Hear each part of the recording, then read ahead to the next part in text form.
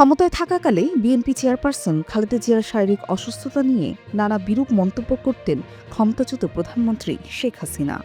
কয়েক বছর আগেও তাকে বলতে শোনা গিয়েছিল, মানবিক দিক বিবেচনা করে সাজা স্থগিত করে বাড়ি থাকার সুযোগ দিয়েছি, বেশি বাড়াবাড়ি করলে ফের পাঠিয়ে দেব জেলে। তখন দুর্নীতির মামলায় সাজা খাটছিলেন বিএনপি চেয়ারপারসন। ২০২৪ সালের অক্টোবরের পর পাল্টে গেছে পরিস্থিতি। ছাত্র জনতার অভ্যুত্থানে ভারতে চলে যান টানা ৩ দফায় বাংলাদেশের ক্ষমতায় থাকা শেখ হাসিনা। অন্যদিকে দুর্নীতির সেই মামলা থেকে বেকসুর খালাস পেয়েছেন খালেদা জিয়া, তবে তার শারীরিক অবস্থা বেশ গুরুতর। রাজধানীর এভারকেয়ার হাসপাতালে চিকিৎসাধীন ৮০ বছর বয়সী সাবেক এই প্রধানমন্ত্রী।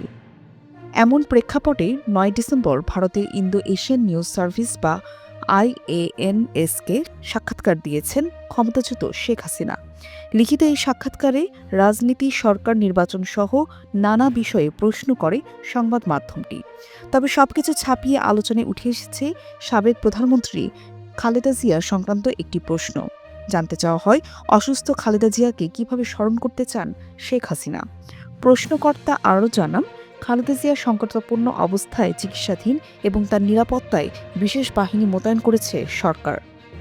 একেবারে সাদামাটা জবাব দেন শেখ হাসিনা। বিশেষ বাহিনী মোতায়েন সম্পর্কে কোনো মন্তব্য করেননি তিনি। কেবল উদ্বেগ প্রকাশ করে খালেদা জিয়ার সুস্থতা কামনা করেন। জানান, এজন্য করবেন প্রার্থনা। সাক্ষাৎকারে ভারতে আশ্রয় দেওয়ার জন্য আবারও দেশটির প্রধানমন্ত্রী নরেন্দ্র মোদির প্রতি কৃতজ্ঞতা জানান শেখ হাসিনা।